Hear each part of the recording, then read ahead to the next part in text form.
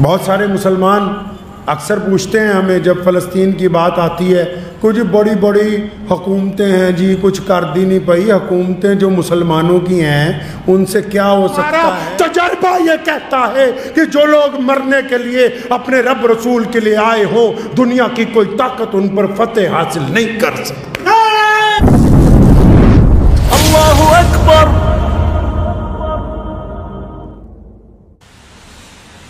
जंग का मतलब यह नहीं होता कि जुल्म किया जाए। जंग का मतलब यह नहीं होता कि किसी बेटी पर हाथ डाल दिया जाए। जंग का मतलब यह नहीं होता कि किसी के घर को जला दिया जाए। जंग का मतलब यह नहीं होता कि किसी के बच्चों को कत्ल कर दिया जाए। प्यारे पैगंबर सल्लल्लाहु अलैहि वसल्लम को आके पहरेदारों ने कहा, या रसूलल्लाह, दुश्मन के कुछ लोग हमारे तालाब में से पानी पी रहे हैं और क्या उनको पकड़ लिया जाए, मार दिया जाए? नबी अलैहिस्सलाम ने रोक दिया, फरमाया कोई बात नहीं, चाहे दुश्मन है, क्योंकि प्यासा है, हमारे इलाके में पानी पीने आ गया तो हम उसको मारेंगे नहीं। ये रिवायतें तय की हैं हमारे प्यारे पैगंबर मोहम्मद रसूलुल्लाह सल्लल्लाहु अलैहि वसल्लम ने। ये यहूदियों और ईसाइयों ने ये बात कही कि जो जंग है ये धोखा है और जंग में सब जायज है। उन्होंने कहा कि जंग और इश्क में सब कुछ जायज है। ये इस्लाम ने कहा कायनात में आने के बाद कि जंग में और इश्क में सब कुछ जायज नहीं है। इश्क में बगैर निकाह के बलात्कार होगा, जिना होगा, और जंग में अगर किसी के ऊपर जुल्म करोगे तो वो आतंकवाद कहलवाएगा, जंग नहीं कहा जा सकता है उसको। ये इस्लाम ने कवानीन तय किए।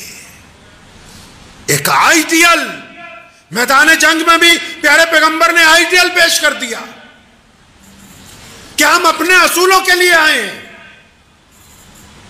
हुक्म भी दिया साहबा कराम को, एक बार नहीं मुतअद्दिद मर्तबा। जब भी कोई इस्लामी लश्कर गया, फरमाया खेतियों का ध्यान रखना, यह ना हो कि तुम गुस्से में आके किसी के खेतों को आग लगा दो। फरमाया लोगों की बेटियों का, बहनों का, उनकी माओं का, उनके बच्चों का, उनके बूढ़ों का, फरमाया गैर मुस्लिमों की इबादत गाहों का ख्याल रखना, क्योंकि जंग का मतलब यह नहीं होता कि आप दूसरे के ऊपर जुल्म करें। जंग सिर्फ हक और इंसाफ के लिए लड़ी जाती है, और जब फतेह हो जाती है तो फतेह करने वाला इंसान दूसरे पर रहम करता है, जुल्म नहीं करता है।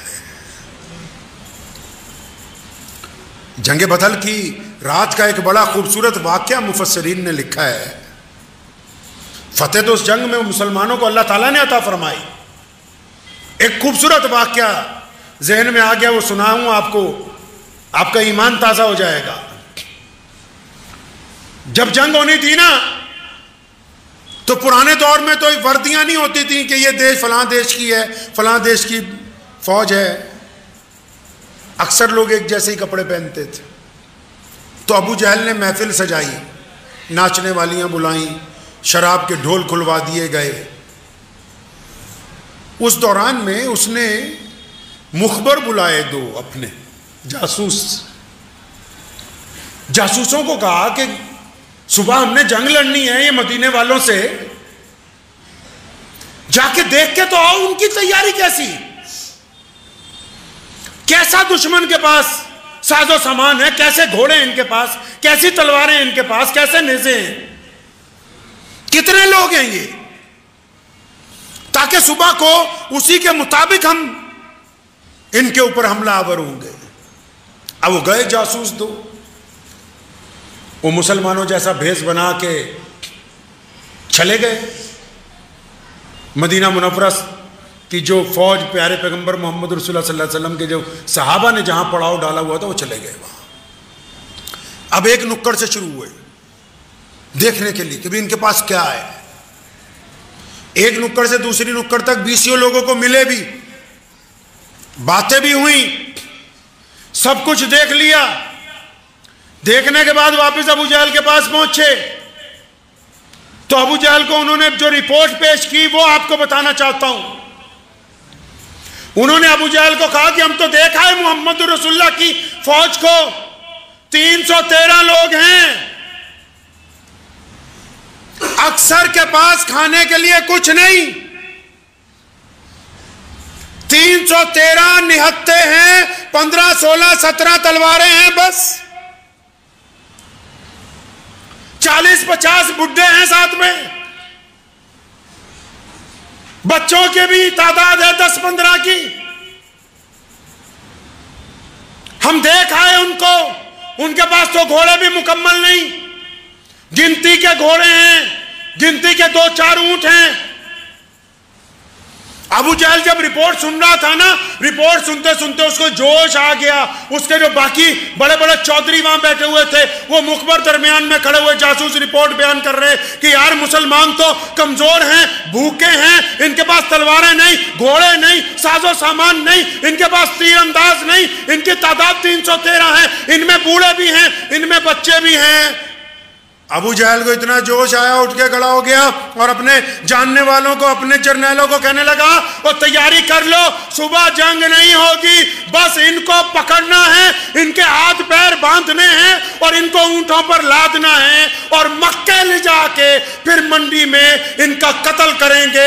इसलिए जब इनके पास है ही कुछ नहीं, ये मेरी ताकतवर फौज का मुकाबला कर ही नहीं सकते, तैयारी कर लो, रस्सियां तैयार करो, हम सुबह को इनको बांधेंगे। जब अबू जहल ने गुरूर के साथ, तकब्बुर के साथ ये बात कही तो फिर जासूस दोबारा बोला, कहने लगा, एक सरदार मक्का, तू हमारी बात पूरी तो सुन ले, हमारी पूरी बात अभी तूने सुनी नहीं, अपना फैसला दिया। अबू जहल कहने लगा, अच्छा क्या कुछ और भी कमियां बाकी हैं? फिर उस जासूस ने एक बात कही, कहने लगा, हाँ तुमने हमारी पूरी रिपोर्ट सुनी तो नहीं, वो 313 हैं, वो भूखे हैं, तलवारें नहीं हैं, नेज़े नहीं हैं, तीरंदाज नहीं हैं, घोड़े कम हैं, उनके पास ऊंट कम हैं, उनके पास साजो सामान कम है, उनके साथ बूढ़े हैं, उनके साथ बच्चे हैं। लेकिन अबू जहल, हम इनमें से जिस जिसको मिले हैं, जिस जिसको मिले हैं, बच्चों से मिले, बूढ़ों से मिले, नौजवानों से मिले, सबने एक ही बात कही है, या तो मर जाएंगे मोहम्मद रसूलुल्लाह के लिए या फतेह हासिल करेंगे।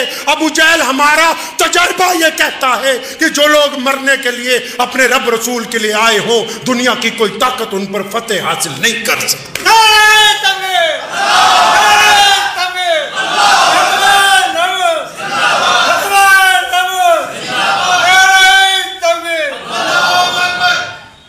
हमारा तजर्बा है कि जो लोग अपने रब और रसूल के लिए कुर्बानी देने आए हो, और फिर बदर में दिखाया, और बदर में यह तय हो गई बात कि साजो सामान से फतेह नहीं होगी, फतेह उसकी होगी जिसके साथ अल्लाह की जात है। आपको पता है प्यारे पैगंबर ने बदर की रात में दुआ मांगी थी कि या अल्लाह, मैं 313 को लेके आज तेरे मैदान में उतर आया हूं और दुश्मन ज्यादा है, साजो सामान ज्यादा है, ताकत ज्यादा है, या अल्लाह तू भी जान ले कि अगर आज हम 313 खत्म हो गए तो दुनिया में तेरा नाम लेने वाला कोई बाकी नहीं बचेगा।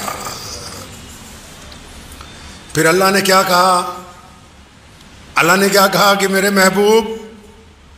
महबूब गम ना कीजिए, मदद आ रही है, मदद आ रही है। वो फरिश्ते जो नाजो न्याज में ही बने, वो फरिश्ते जो सिर्फ जन्नत की हवाएं ही खाते हैं, वो फरिश्ते जिनके जिस्म रूहों की तरह हैं, वो फरिश्ते जिन्होंने कभी गर्म भट्टी को करीब से नहीं देखा, वो फरिश्ते जिनका सरदार जिब्रील अमीन को बनाया गया, अल्लाह ने उनको हुक्म दे दिया कि चलो अब मेरे महबूब के साथ अब तुम भी मैदान जंग में उतरोगे, क्योंकि मैंने अपने महबूब से वादा कर रखा है कि आपको शिकस्त नहीं होने दी जाएगी।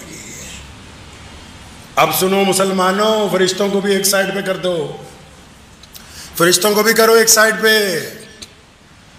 जब प्यारे पैगंबर ने दुआ मांगी ना, अल्लाह की तरफ से मदद आने लगी, जिब्रील अमीन को खुद भेजा, पहले 1000 फरिश्ते, फिर 2000 फरिश्ते, 5000, नहीं माने प्यारे पैगंबर। फरमाया मेरे रब,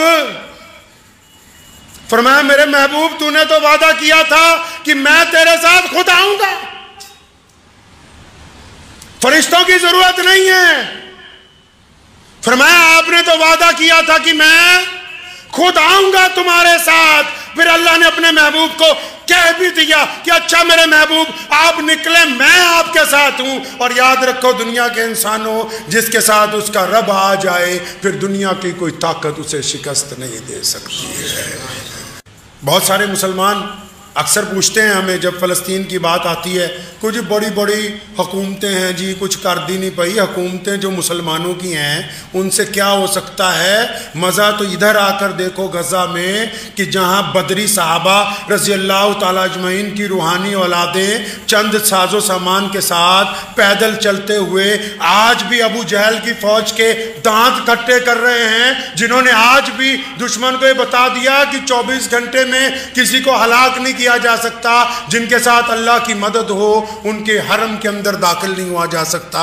तो बात तो सिर्फ कल भी उनकी थी जो अल्लाह को मानते थे, आज भी उन्हीं की बनी हुई है जो अल्लाह और उसके रसूल की मानते हैं। मुझे उम्मीद है कि आपको ये वीडियो पसंद आई होगी। अगर पसंद आई हो तो ये आप अपने दोस्तों के साथ शेयर करें और इस चैनल को सब्सक्राइब ज़रूर करें।